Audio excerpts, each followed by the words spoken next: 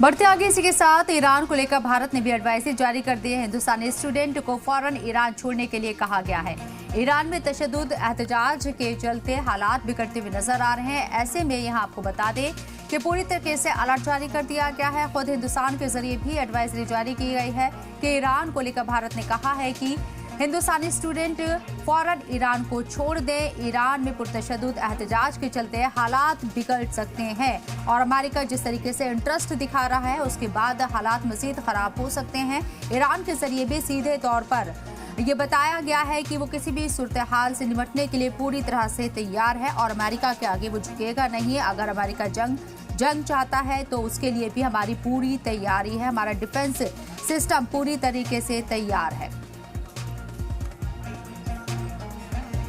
और इस मौजू पर बात करने के लिए हमारे साथ जो खास मेहमान चर्चा पर शामिल हो रहे हैं उनका तारुफ आपसे कराना चाहेंगे। ग्रुप कैप्टन यूके देवनाथ साहब डिफेंस एंड स्ट्रैटेजिक एक्सपर्ट हैं, हमारे साथ मौजूद हैं। ग्रुप कैप्टन यूके देवनाथ साहब, इस्तकबाल है आपका सलाम टीवी में। अमेरिका और ईरान के बीच जो एक कह सकते हैं तनाज़ा है, लगातार वो गहराता हुआ नजर आ रहा है और अभी जो रिसेंटली रिपोर्ट सामने आ रही है उसके मुताबिक यूएस पूरा प्लान कर रहा है बासित फोर्स को यहाँ पर निशाने पर लेते हुए कि कोई एक बड़ा प्लान कर सकता है। ईरान के अंदर तैयारी पूरी है। आप कैसे देख रहे हैं? ईरान भी पीछे हटने के लिए तैयार नहीं है। शबनम जी, अभी ईरान में हालत बहुत ही नाजुक है। हजारों की तादाद में लोग गांव में, कस्बों में, छोटे छोटे शहरों में बाहर निकले हुए हैं। तेहरान में भी बहुत बड़ी तादाद में प्रदर्शनकारी सड़कों पर हैं। आगजनी का माहौल है। 40 से ज्यादा फायर टेंडर्स जला दिए गए हैं। हैरान करने की बात है कि पहली बार ऐसी खबरें आ रही है कि वहां मस्जिदों पर हमला हुआ है। ऐसे हमले, मस्जिदों के ऊपर हमले कभी सुने नहीं थे। तो एक तो शक हो रहा है कि क्या ईरान के लोग कभी मस्जिदों पर आग लगा देंगे, क्योंकि इसकी कोई वजह नहीं है।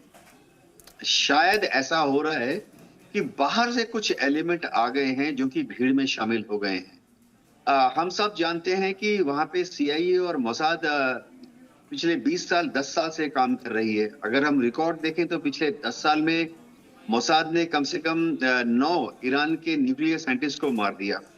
इसी तरह से पिछले 10 साल में मोसाद और CIA ने ईरान के IRG, Iranian revolutionary guard core के कम से कम 14 कर्नल, ब्रिगेडियर या जनरल्स को मार डाला।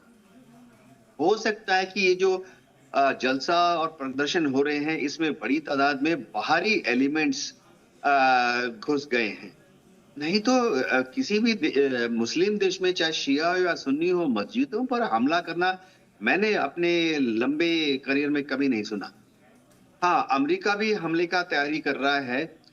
सूत्र बता रहे हैं कि इस वक्त भूमध्य सागर में अमेरिका अपने 2 एयरक्राफ्ट कैरियर को भेज रहा है और जरूरत पड़ने पर वहां से उनके फाइटर बॉम्बर ईरान के ऊपर हमला कर सकते हैं। हिंद महासागर में दियागो गार्शिया में बहुत बड़ा अमेरिका का बेस है। दियागो गार्शिया में B-2 बॉम्बर्स की तैनाती की खबरें आ रही हैं। पिछले साल जून में भी जब हमला हुआ था तो जो 12 दिन की हमला हुआ था, 12वें दिन अमेरिका की एयरफोर्स ने B-2 बॉम्बर का इस्तेमाल करके ईरान के न्यूक्लियर ठिकानों पर हमला किया था। ऐसा इस बार भी अमेरिका कर सकता है। और इंटेलिजेंस सूत्र ये भी बता रहे हैं कि अमेरिका ने ऑलरेडी इजराइल को कहा है कि जैसे ही इशारा मिले तो हर रोज 100 या 200 इजराइल के फाइटर्स, बॉम्बर्स जो हैं वो जाके ईरान के ऊपर, ईरान के मिलिट्री ठिकानों पर और सरकारी बिल्डिंगों पर बॉम्बिंग करें। तो बहुत ज्यादा दारोमदार ये है कि क्या ईरानियन रेवोल्यूशनरी गार्ड, जो कि अभी भी मजबूती से आयतुल्लाह खमेनी के साथ खड़ी है, क्या वो इन दंगाइयों को अगले 24 घंटे में या 48 घंटे में काबू कर लेगी? जी शबनम जी। हमारे साथ डॉक्टर ब्रह्मदीप आलूनी साहब, इंटरनेशनल अफेयर्स एक्सपर्ट, इस चर्चा में जुड़ गए हैं। डॉक्टर ब्रह्मदीप साहब, आपका भी इस्तकबाल है सलाम टीवी में। ईरान में हालात मजीद खराब होते हुए नजर आ रहे हैं। अमेरिका पूरी कोशिश कर रहा है। क्या आप देख रही हैं कि ईरान का हाल भी वेनेजुएला जैसा कुछ होता हुआ आपको नजर आ रहा है, या सिर्फ ये कयास आ रहा है और बहुत जल्दबाजी होगा ये सब कहना? शबनम जी, देखिए, खामनेई इस बात को बखूबी जानते हैं कि वो जिस इस्लामिक क्रांति के बूते सत्ता में बैठे हैं तो उनको लोगों को खुशहाल करना चाहिए, करने की कोशिशें करना चाहिए। लेकिन खामनेई ने अपना विरोध जो है वो अपने देश में ही बढ़ा लिया है। आप हिजबुल्लाह की मदद कर रहे हैं, आप हमास की मदद कर रहे हैं, आप हुतियों की मदद कर रहे हैं। आपको अपने देश के अवाम की मदद करना चाहिए, आपको अपने देश में बेरोजगारी को हटाना चाहिए, लेकिन आप तमाम दुनिया से दुश्मनी लेकर अपने देश के लोगों के हकों को छीन रहे हैं। और आप इस्लामिक दुनिया की बादशाहत करने का सोचने के बजाय बेहतर होता कि अपने देश की में बादशाह बन जाते। लेकिन खामने जो है लोगों को कुचल रहे हैं, अपना विरोध करने वालों को फांसी पर चढ़ा रहे हैं। 2025 में उन्होंने सबसे ज्यादा दुनिया में जो फांसी हुई वो ईरान में हुई। तो कुल मिलाकर खामने का बर्ताव बहुत अमानवीय है। और दूसरी ओर अमेरिका इस पल का इंतजार भी कर रहा था, इजराइल भी इस पल का इंतजार कर रहा था कि कुर्दिश तो विरोध कर रहे हैं, सुन्नी तो विरोध करते थे, लेकिन बहुसंख्यक शिया आबादी विरोध नहीं करती थी। लेकिन शिया आबादी जब आपके विरोध में उतर आएंगे तो फिर आपको कौन बचाएगा? तो आपने अमेरिका और इजराइल को मौका दे दिया। ट्रंप इस बार छोड़ने वाले नहीं है, क्योंकि ट्रंप के लिए मध्य पूर्व में सबसे बड़ी जो चुनौती है वो तो खामनेई है। और ईरान जो है वो एक ऐसी दुखती रग है अमेरिका के लिए कि अमेरिका उससे कभी जो है वो निपट ही नहीं पाया। लेकिन इस बार जो है खामनेई ने मौका दे दिया है। यदि खामनेई उदारता से पेश आते, यदि आंदोलनकारियों से ठीक से पेश आते, अब जैसे फांसी देने की जो घोषणा है वो एक भड़काने वाली घोषणा है, और यह एक ऐसी घोषणा है जो युद्ध के कगार पे इस देश को ले आई है। तो इस बार जो है वो, और देखिए एक बात और यहाँ पर मैं कहना चाहूंगा कि लोग वेनेजुएला को लेकर ट्रंप की आलोचना कर रहे हैं, लेकिन वेनेजुएला में कोई माधुर्य लोकतंत्र की रक्षा तो करते नहीं थे, लोकतांत्रिक नेता तो नहीं थे, वो तो भीड़ पर गाड़ियां चढ़वा देते थे। और खामनेई भी यह कर रहे हैं। और आप खामनेई के विरोध को इस्लाम के विरोध से कैसा जोड़ सकते हैं? वहां की आवाम सब इस्लाम को मानने वाली है, और शिया लोग बेहद समझदार होते हैं, बेहद दिलेर होते हैं, बेहद राष्ट्रवादी होते हैं, लेकिन उन्हें रोटी ही नहीं मिल रही है। तो कुल मिलाकर अब खामनेई की उल्टी गिनती शुरू हो गई है, और बहुत जल्द अमेरिका इस देश पर हमला करेगा, इसकी संभावना बन गई है। और सबसे बड़ी बात है, इस मामले को लेकर इस्लामिक दुनिया ट्रंप के साथ खड़ी है। अभी तक यूएई का कोई बयान नहीं आया, सऊदी अरब का कोई बयान नहीं आया, मिस्र का कोई बयान नहीं आया, टर्की का कोई बयान नहीं आया। मतलब इस्लामिक दुनिया बहुत स्पष्ट है कि अब खामनेई को दबाना है, और ट्रंप मुझे लगता है इस काम को अंजाम देंगे। ठीक है, मेरा सवाल यहाँ पर ग्रुप कैप्टन यूके देवनाथ आपसे है। आपको क्या लगता है पिछले 2 सालों से जो हम अभी सिचुएशन ईरान के अंदर देख रहे हैं, इससे पहले भी पुरतशद्दुद एहतजाज हुए हैं। अमीना केस में मैं आपके सामने जिक्र करना चाहूंगी, कई लोगों के यहाँ पर सैकड़ों लोगों की मौत हुई थी, लेकिन इल्जाम ये लग रहे थे कि वहाँ के जो ईरानियन है, यानी कि जो शिया बहुल लोग हैं, उनके जरिए वो प्रोटेस्ट ना करके कुर्दिश लोगों के जरिए उस प्रोटेस्ट को आगे बढ़ाया गया था। और कुर्दिश लोगों का सपोर्ट किसके साथ रहता है ये बताने की जरूरत नहीं है, इसे आप अच्छे से समझा सकते हैं, समझ भी रहे होंगे। अभी का जो आप एहतजाज, जो प्रोटेस्ट आप देख रही हैं, क्योंकि कुछ रिपोर्ट्स ये दावा कर रही हैं कि जो पहले एहतजाज शुरू हुआ था तो जो वहाँ के लोकल लोग थे, कारोबारी थे, दुकानदार थे, वो इस एहतजाज में शामिल तो हुए थे, लेकिन कुछ वक्त बाद फिर उन्होंने अपने कदम पीछे हटा लिए, क्योंकि ये एहतजाज कुछ लोगों के जरिए कैप्चर कर लिया गया, ऐसी भी रिपोर्ट्स है। लेकिन वेस्टर्न मीडिया इसे पूरे तौर पर खामनेई के खिलाफ दिखा रहा है कि वहाँ की आवाम इन्वॉल्व है। शबनम जी, ईरान में क्या हुआ है कि जब 1979 का रिवोल्यूशन हुआ तो शाह ईरान के जो सपोर्टर्स थे, जो कि ज्यादातर इंडस्ट्रियलिस्ट थे, रिच पीपल थे, पढ़े लिखे प्रोफेशनल थे, वो ईरान छोड़कर यूरोप चले गए, ईरान छोड़कर अमेरिका चले गए। तो 1979 के बाद से ही CIA ने क्या किया कि यूरोप में और अमेरिका में जो ये ईरानी थे, जो कि ईरान छोड़ के 1979 के रिवोल्यूशन के बाद आ गए थे, क्योंकि वो थोड़ा पश्चिमी ख्यालात के थे, तो इन लोगों को अमेरिका ने, CIA ने पाला पोसा और इनको एक तरह से अपने वश में कर लिया। तो ये जो ईरानियन यूरोप में रहते हैं, ईरानियन अमेरिका में रहते हैं, ये हमेशा आयतुल्लाह खुमैनी के सरकार के खिलाफ में रहे हैं। इनका एक ही सपना है कि कब आयतुल्लाह खुमैनी को ईरान की तख्ते से हटाया जाए और ये लोग वापस यूरोप से और अमेरिका से ईरान वापस चले जाए। अब आयतुल्लाह खुमैनी पावर में जब आए थे तो वो जो रूढ़िवादी धार्मिक विचारों वाले, कई बार थोड़ा कट्टरवादी विचार वालों की मदद से वो 1979 के रिवोल्यूशन में पावर में आए थे। जब आयतुल्लाह खुमैनी जाने के बाद आयतुल्लाह खुमैनी जब पावर में आए, उन्होंने भी उसी को जारी रखा। राष्ट्रपति पेजेश्कियन जो हैं, उन्होंने इस सिचुएशन को पिछले 2 साल से थोड़ा सा ठीक करने की कोशिश की। पेजेश्कियन ईरान के राष्ट्रपति हैं, वो अगर हम याद रखें वो आयतुल्ला खमेनी के कैंडिडेट नहीं थे। तो राष्ट्रपति के इलेक्शन में आयतुल्ला खमेनी के जो कैंडिडेट थे वो हार गए। पेजेश्कियन जो हैं वो प्रेसिडेंट बने। वो थोड़ा मॉडर्न ख्याल के हैं, थोड़ा नरम हैं और पश्चिमी विचारधाराओं से थोड़ा यकीन करते हैं। लेकिन शायद राष्ट्रपति पेजेश्कियन भी ईरान की जो सरकार का काम करने का तरीका है उसको ज्यादा ठीक नहीं कर पाए। उम्मीद ये कर रहे हैं जितने वेस्टर्न डेमोक्रेटिक कंट्रीज हैं कि शायद अमेरिका की और इजराइल की पहल लेने के बाद ईरान की जनता जो अंदरूनी पुश आ रहा है, अंदर से जो जलसे हो रहे हैं, प्रदर्शन हो रहे हैं, बवाल खड़ा हो रहा है, उससे आयतुल्ला खमेनी को बाध्य कर देंगे कि वो ईरान छोड़कर चले जाएं। बीच में तो ऐसी भी अफवाहें फैला दी कि आयतुल्ला खमेनी रूस चले गए या बड़ी तादाद में सोना रूस में भेजा जा रहा है, जबकि इसमें कोई सच्चाई नहीं थी। आज ये लग रहा है कि जो ईरानियन रेवोल्यूशन गार्ड है वो अभी तक मजबूती से, देखिए ईरान की फौज है 6 लाख की, बहुत ही मजबूत फौज है। लेकिन सबसे बड़ा जो एसेट खमेनी सरकार का है वो है ईरानियन रेवोल्यूशनरी गार्ड, जिसमें कि करीबन 1,75,000 जवान, जेसीओ और अफसरान हैं। इनको सिलेक्ट किया जाता है आयतुल्ला खमेनी की पर्सनल लॉयल्टी की वजह से, व्यक्तिगत निष्ठा, यानी ये आयतुल्ला खमेनी के साथ मजबूती से आखिरी तक खड़े रहेंगे। जी ठीक है डॉक्टर ब्रह्मदीन साहब, आपके पास मैं आना चाहूंगी। आपको क्या लगता है ट्रंप ने एक पूरा पावरफुल प्लान बना लिया है और किन किन ममालिक की वो मदद ले सकते हैं अगर ईरान के ऊपर अटैक करते हैं? अपनी सेना को तो उन्होंने पहले ही अलर्ट कर दिया है, और इसके असर क्या पड़ेंगे हम खास तौर पर गल्फ कंट्रीज की अगर बात करें तो? देखिए शबनम जी, ईरान जो है वो दुश्मनों से घिरा।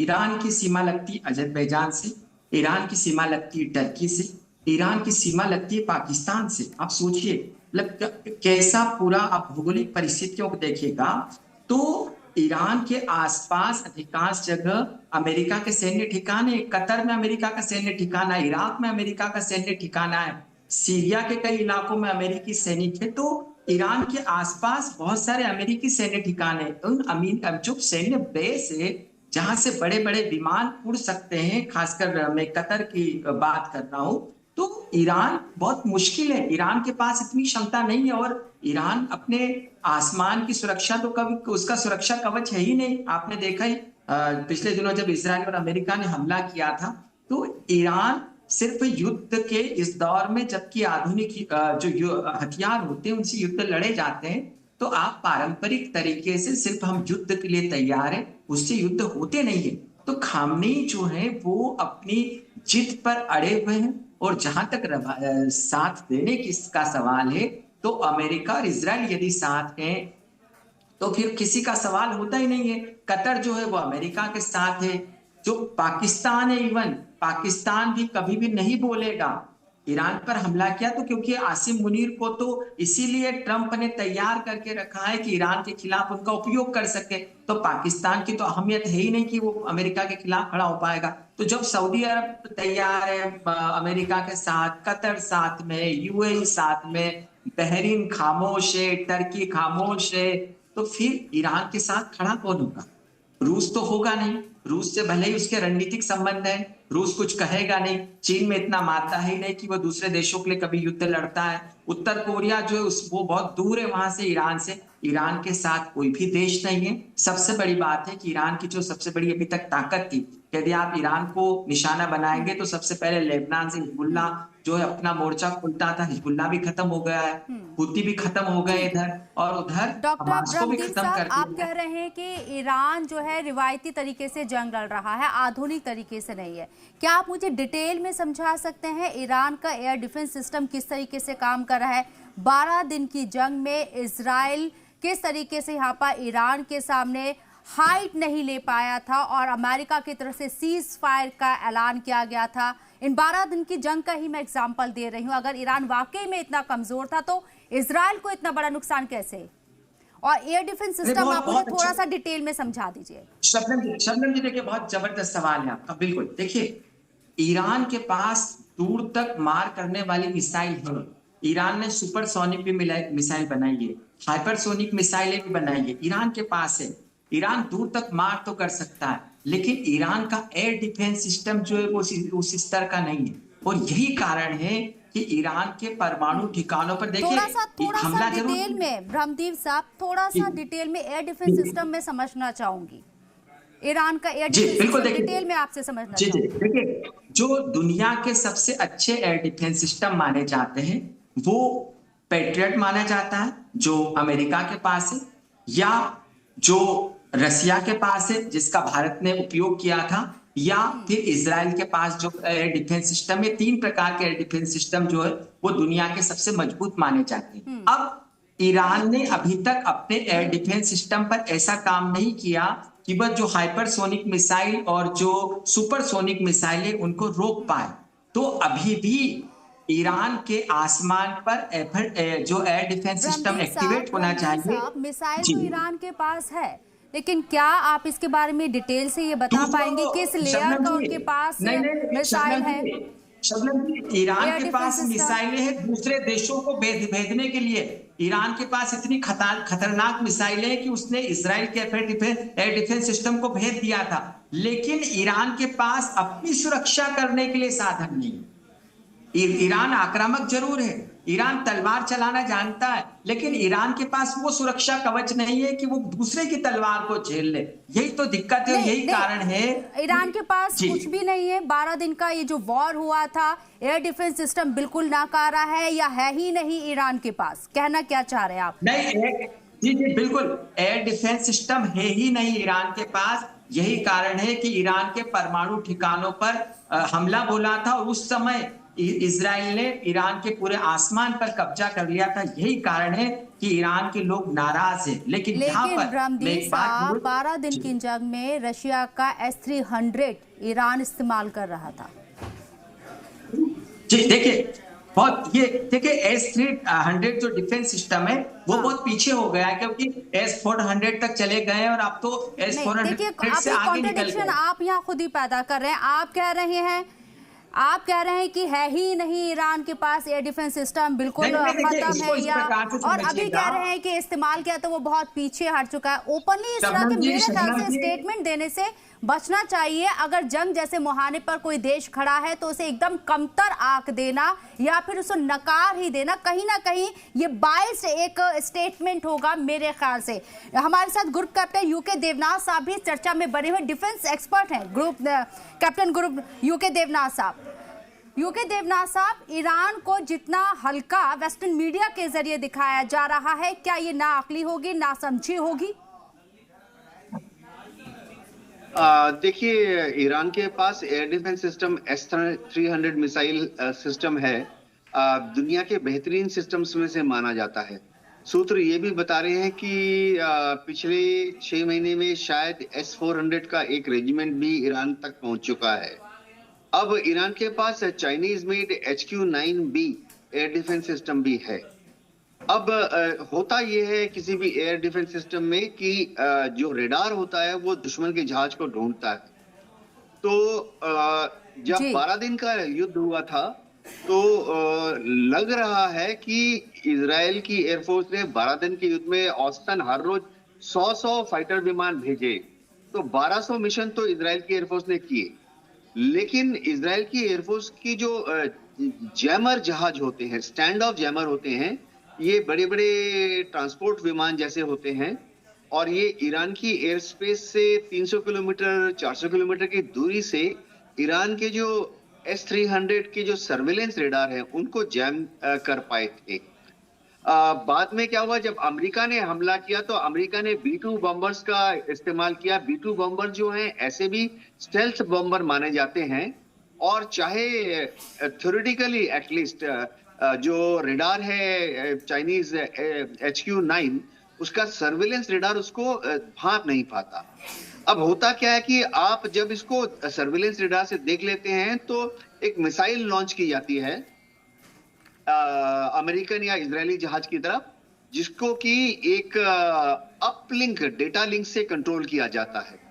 तो जो मिसाइल लॉन्च करने के बाद उसको जिस अपलिंक से कंट्रोल किया जाता है, उस मिसाइल गाइडेंस रेडार के अपलिंक को भी अमेरिकन A6 प्राउलर जो जहाज है उसने सक्सेसफुली जैम कर दिया।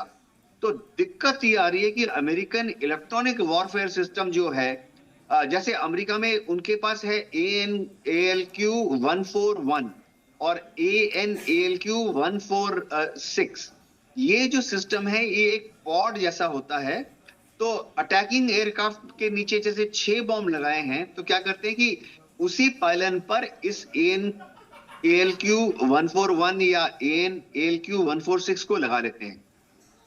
पायलट जब इसको ऑन करता है तो दुश्मन का जो रेडार है उसके जो अपलिंक है जिससे वो मिसाइल को गाइड कर रहा है उसको जैम कर देते हैं। तो ऐसा लग रहा है कि ईरान की जो एयर डिफेंस कमांडर हैं वो इन जैमिंग सिस्टम्स को काउंटर करने में, यानी हम एयरफोर्स में बोलते हैं इलेक्ट्रॉनिक वॉरफेयर सिस्टम क्या करता है, इलेक्ट्रॉनिक मेजर लेता है, फिर ECM इलेक्ट्रॉनिक काउंटर मेजर लेता है, और फिर ECCM इलेक्ट्रॉनिक काउंटर मेजर लेता है। लगता है कि ईरान अभी तक इस खेल को पूरी तरह से सीख रहा है।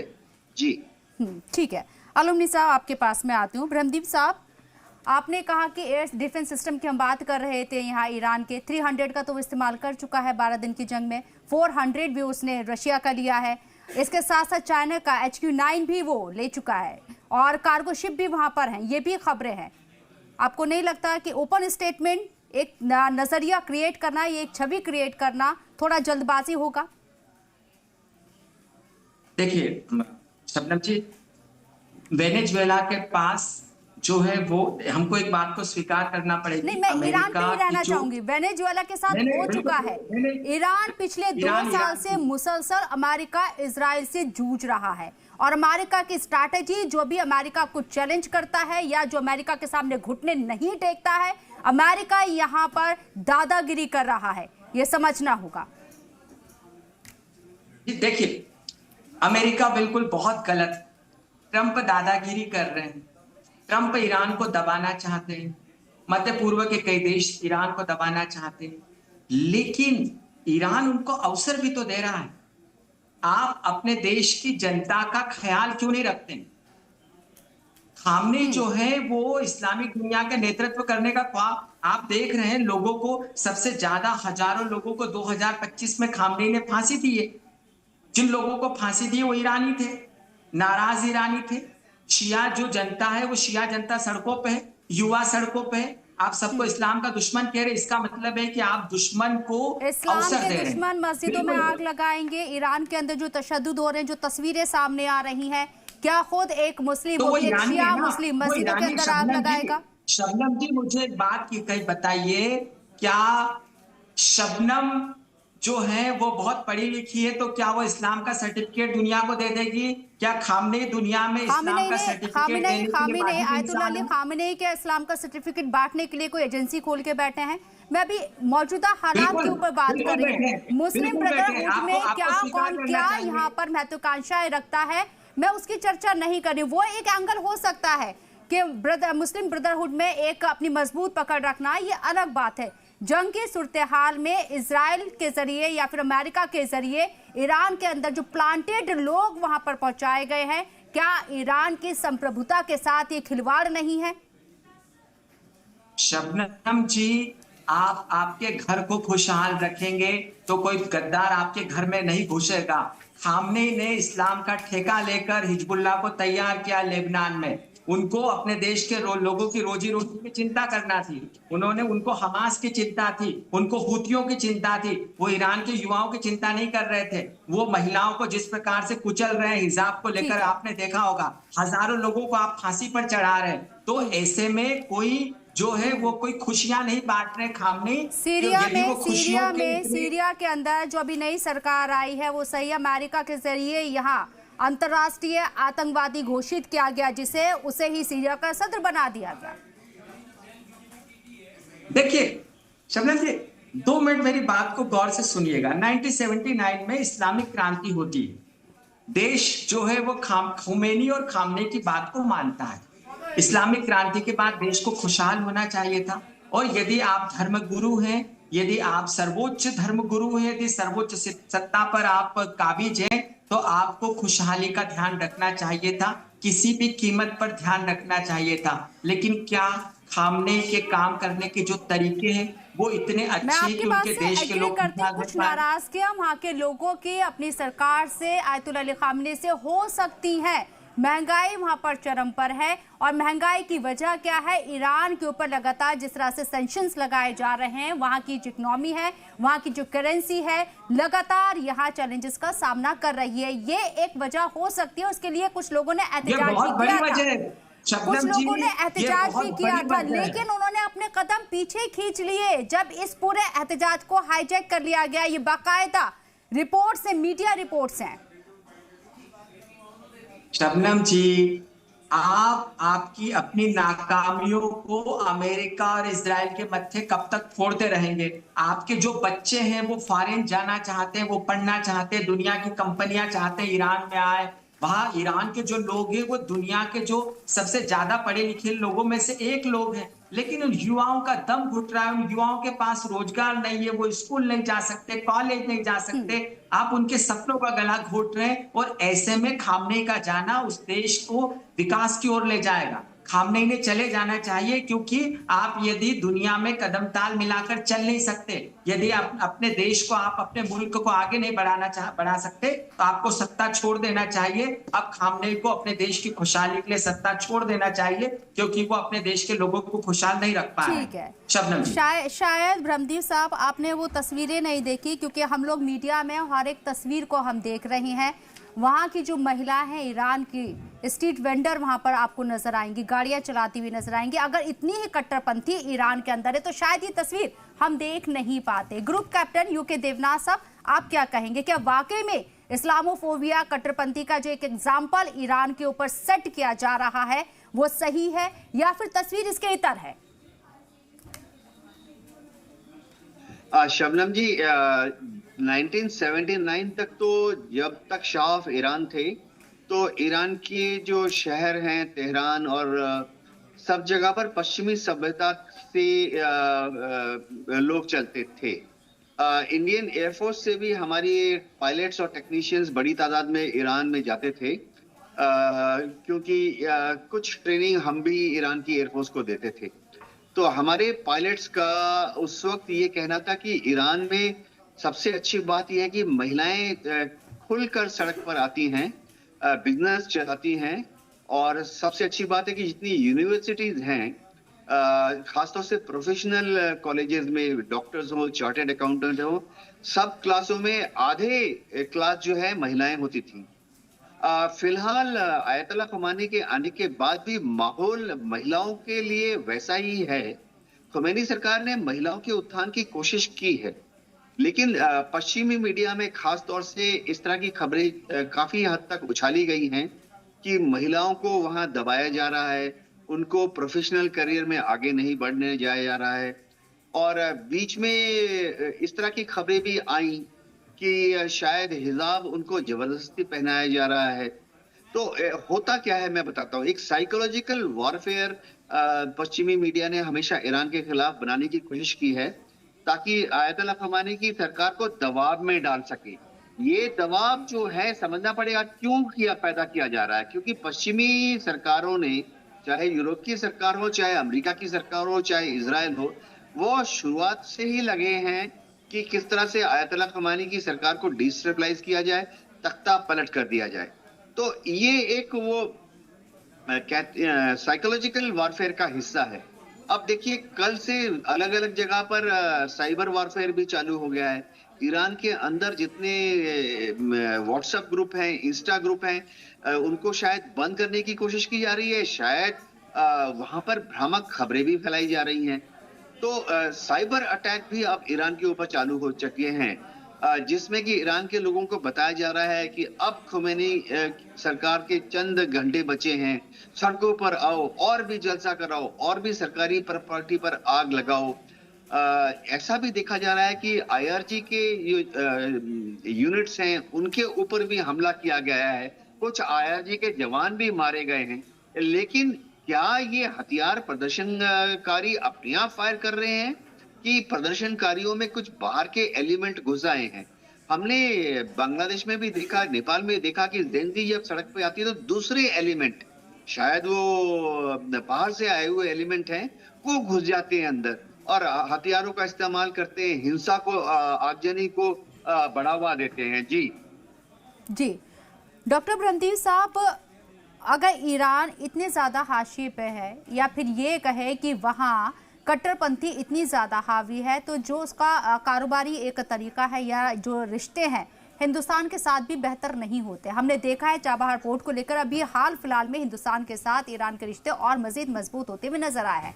अमेरिका इसके ऊपर आंखें भी नटेर रहा है, 25% और ज्यादा टैरिफ लगाने की बात कर रहा है जो ईरान के साथ बिजनेस कर रहे हैं या फिर ईरान के साथ खड़े हुए हैं सीधे तौर पर, जिसमें भारत भी इस लिस्ट में है। अगर वाकई में ईरान में कट्टरपंथी इतनी हावी है, आयतुल्ला अली खामने पूरी तरीके से ईरान को होल्ड कर रहे हैं इस्लामिक पॉइंट ऑफ व्यू से, तो शायद हमारे रिलेशन उनके साथ इतने अच्छे नहीं होते। क्या कहेंगे आप? देखिए शबनम जी, सबसे पहले तो ईरान कट्टरपंथी नहीं है, ईरान के लोग कट्टरपंथी नहीं है। मैं गवर्नमेंट की बात कर रही हूँ। मसूद पजेश्किन सदर है, लेकिन आयतुल्ला अली खामेनी जी बिल्कुल, खामने कट्टरपंथी चीजों को लेकर बहुत ही उग्र है वहां पर, यह हमको स्वीकार करने की जरूरत है। दूसरी बात, कुछ चीजों को सुधारने की जरूरत है, फिर मैं आपकी प्रश्न का दूसरे का भी जवाब दे रहा हूं।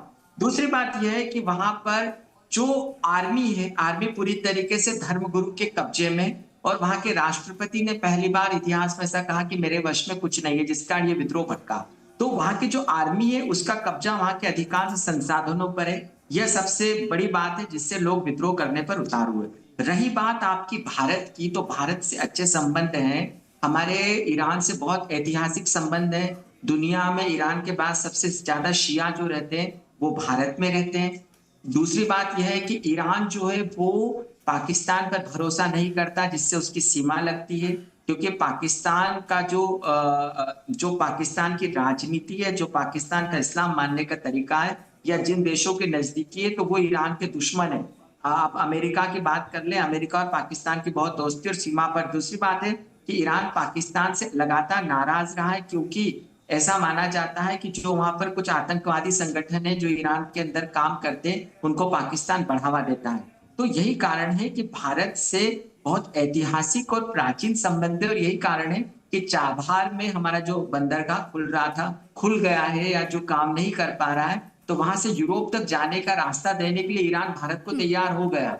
तो पाकिस्तान के साथ ऐसे अब देखिए, सबसे बड़ी बात, ईरान भरोसा क्यों करेगा? अब सऊदी अरब और पाकिस्तान का समझौता हो गया है। ये दरअसल सुन्नी समझौता है, ये इस्लामिक समझौता नहीं है, क्योंकि सऊदी अरब तो ईरान के अस्तित्व के खिलाफ रहा है हमेशा।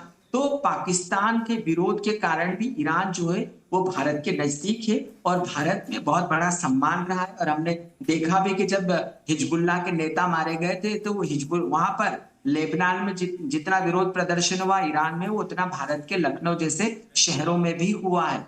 तो ईरान से हमारे बहुत प्राचीन संबंध है, हमारे धर्मगुरु आते जाते रहते हैं, बहुत सारे यहाँ पर बच्चे पढ़ते हैं ईरान के, हमारे यहाँ पर धार्मिक शिक्षा और मेडिकल शिक्षा अर्जित करने भी ईरान में बच्चे जाते हैं, क्योंकि वहां पर सस्ती शिक्षा मानी जाती है। इवन हमारे यहाँ से बहुत सारी हमारे यहाँ से जेनेरिक दवाइयां ईरान मंगाता है। तो ईरान और भारत के बहुत अच्छे संबंध है, और हमने देखा भी कि ऑपरेशन सिंदूर के दौरान सबसे पहले ईरान के विदेश मंत्री ने कहा था कि वो पाकिस्तान के दौरे पे गए, भारत भी आए, और उन्होंने कहा कि मैं युद्ध रुकवाऊंगा। तो ये बहुत ही अलग अलग है, लेकिन ईरान कभी पाकिस्तान पर भरोसा नहीं कर सकता, ये कारण है कि भारत का दोस्त है। आपने अपनी बातों से बहुत सारी चीजें यहाँ पर क्लियर करने की कोशिश की है, जिस कट्टरपंथ सोच का बार बार आप जिक्र कर रहे थे आयतुल्ला अली खामनेई के लिए स्पेशली। यहाँ पर अगर इतनी सारी खूबियाँ ईरान के अंदर हैं, वहाँ एजुकेशन इतनी अच्छी है, सस्ती है, यहाँ से बच्चे वहाँ पढ़ने जा रही हैं, अगर किसी तरह की कोई कट्टरपंथी चीज़ें वहाँ होती या सोच वहाँ पर इतनी ज़्यादा हावी होती, तो शायद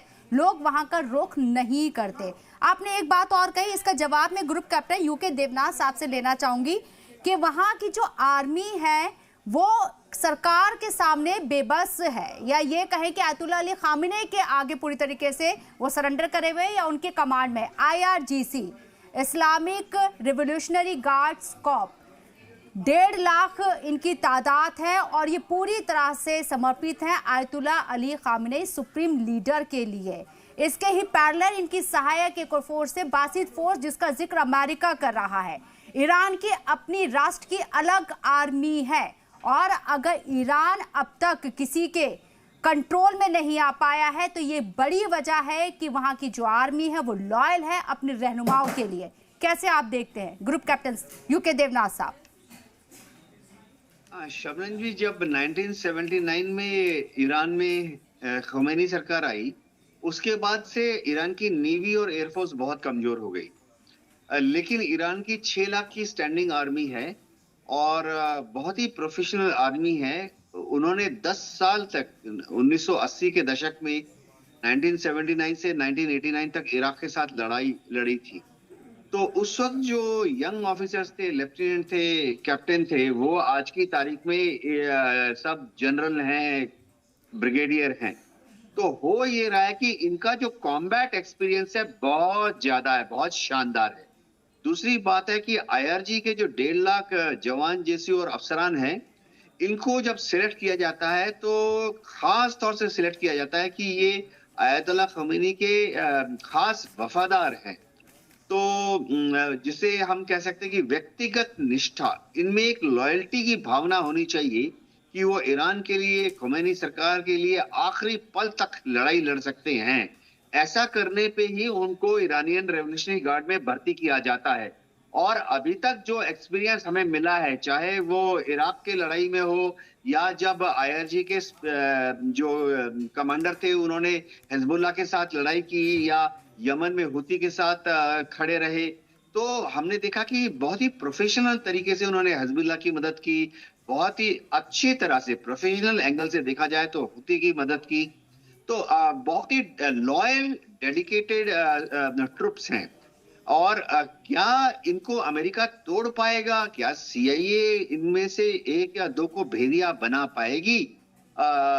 इसके बारे में शक है। क्योंकि एक और चीज शबनम जी मैं बताता हूं कि आईआरजी में जब भर्ती होती है, जब प्रमोशन दिए जाते हैं, तो ऐसे परिवारों से बच्चों को लाया जाता है जो कि बुनियादी तौर पर ईरान के ऊपर जिनको फख्र हो, ट्रेडिशनल फैमिली से लाया जाता है, जो कि ईरान के प्रति अपनी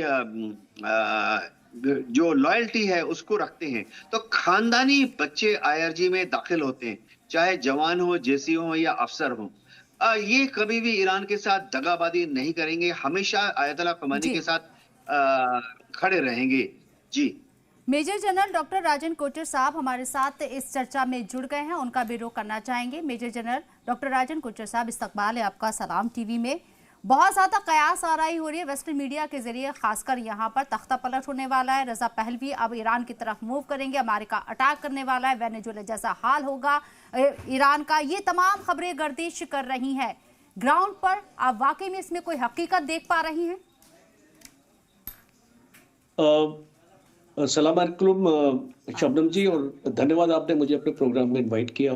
तो अभी जो सिचुएशन ईरान में है वो देखिए, ये जो रजा पहलवी है ये बाहर ही रहता है, इसकी कोई स्टैंडिंग नहीं है ईरान में, इसकी कोई फॉलोइंग नहीं है। तो इसको प्रॉप अप करने की कोशिश की जा रही है, बिकॉज अगर एक रिजाइम चेंज अमेरिका अगर करना चाहता है तो किसको बिठाएगा यहाँ पे?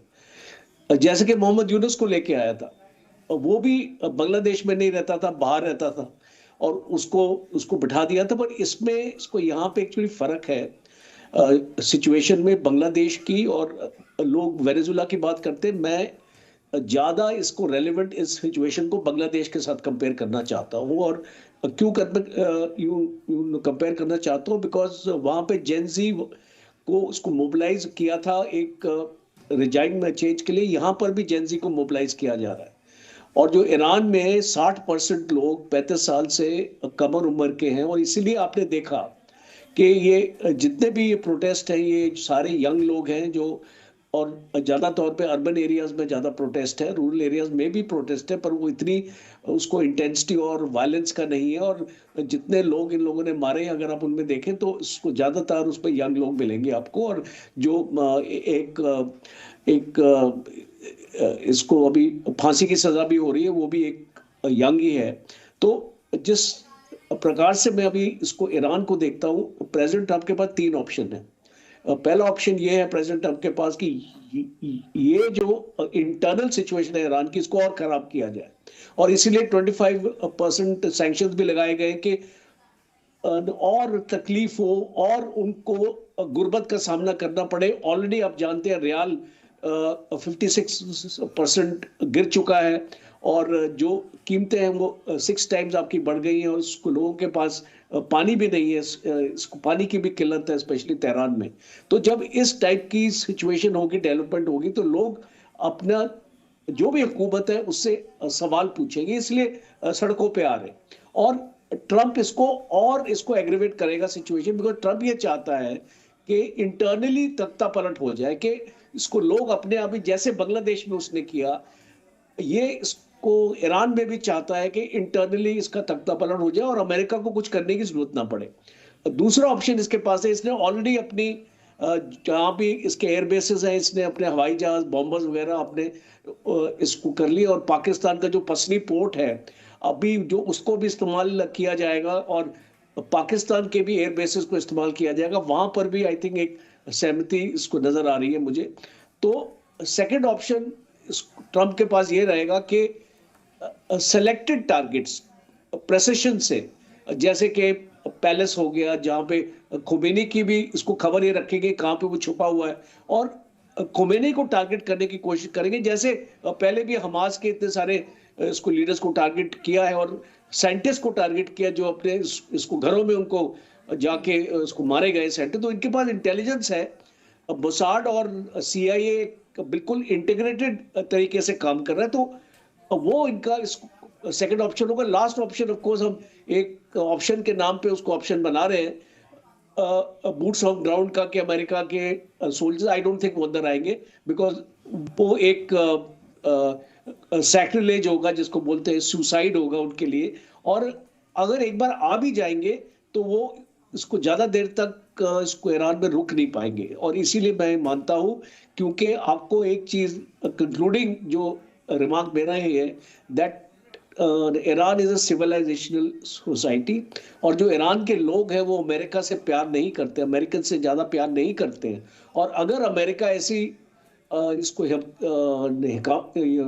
हिमाकत करेगा ईरान के अगेंस्ट, तो एक नेशनलिज्म का जो एक फीलिंग होती है, सॉवरेनिटी की जो फीलिंग होती है कि हमारे देश के ऊपर हमला हुआ है, हमारे देश के ऊपर अटैक हुआ, तो इंटरनल मसले फिर आपके पीछे चले जाते हैं। बात की है 12 दिन के वॉर में हमने देखा था कि जब सीज फायर हुआ था और अमेरिका को ये माना जा रहा था कि ईरान ने यहाँ घुटनों पर ला दिया है, वहाँ की जो आवाम थी ईरान की वो ये खुशी जाहिर कर रही थी, और हमने ईरान की सड़कों पर देखा था कि वहीं के जो लोकल लोग हैं, वहाँ की जो आवाम है, सड़कों पर निकलकर जश्न मनाती हुई नजर आई थी। ग्रुप कैप्टन UK देवनाथ साहब, आपका रिएक्शन सर?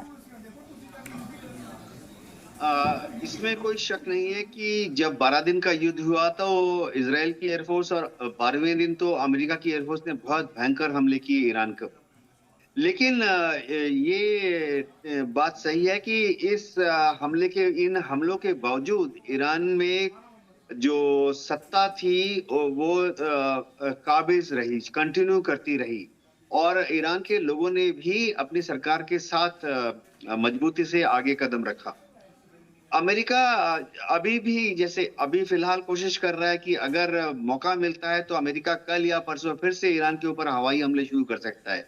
लेकिन अमेरिका को समझना पड़ेगा कि अगर वो वाकई ईरान पर जमीन पर कुछ करना चाहता है, जमीनी कब्जा चाहता है, तो उसे बूट्स ऑन ग्राउंड भेजने पड़ेंगे। ईरान की 6 लाख की आर्मी है, 1,50,000 ईरानियन रेवोल्यूशनरी गार्ड है प्लस, तो बूट्स ऑन ग्राउंड अगर अमेरिका को रखने हैं तो 1 लाख 2 लाख से काम नहीं चलेगा, लाखों की तादाद में अमेरिकन ट्रूप्स को ईरान में घुसाना पड़ेगा, जो कि अभी फिलहाल है नहीं। देखिए कतार में वहां पर सेंटकॉम का सेंट्रल कमांड का वहां हेडक्वार्टर है, 10,000 ट्रूप्स। इराक में इस वक्त करीबन 8,000 ट्रूप्स हैं, कुवैत में 4,000 ट्रूप्स हैं, सऊदी में ज्यादा से ज्यादा 2,500 ट्रूप्स बताए जा रहे हैं, लेकिन 2 F-15 के स्क्वाड्रन भी, F-15 स्क्वाड्रन भी सऊदी में है। जॉर्डन में कोई ट्रूप्स नहीं है अमेरिकन, लेकिन US एयरफोर्स का बेस है। तो इन सब देशों से अगर वो जमीनी रास्ते से हमला करना चाहता है तो शायद सक्सेसफुल नहीं होगा। देखिए, सद्दाम हुसैन के टाइम में इराक पर जब अमेरिका ने हमला किया था, सक्सेस इसलिए आ गई थी क्योंकि अमेरिका ने बेशुमार बड़ी तादाद में, सैकड़ों की तादाद में टैंक, तोप, बख्तरबंद गाड़ियों को सऊदी में जमा कर लिया था। और फिर जमीन के रास्ते से, क्योंकि सऊदी और इराक की बहुत बड़ी बाउंड्री कॉमन थी, तो वहां से जमीनी हमला बहुत ही इफेक्टिव था। करीबन 60,000 अमेरिकन ट्रूप्स ने इराक पर हमला किया था। लेकिन इतनी बड़ी फौज की boots on ground America Iran पर नहीं डाल सकता। एक और चीज जो अमेरिकन कमांडर्स को समझनी पड़ेगी कि ईरान की राजधानी तेहरान बहुत दूर है, एकदम ईरान के उत्तर में है। अगर हम देखें तो कुवैत से 600 किलोमीटर, कतार से 700 किलोमीटर सीधा, एज द क्रो फ्लाइज। तो ऐसा नहीं है कि आनन फानन में अमेरिकन अटैक हेलीकॉप्टर कमांडोज को और स्पेशल फोर्सेस को लेकर तेहरान पहुंच जाएंगे, नहीं।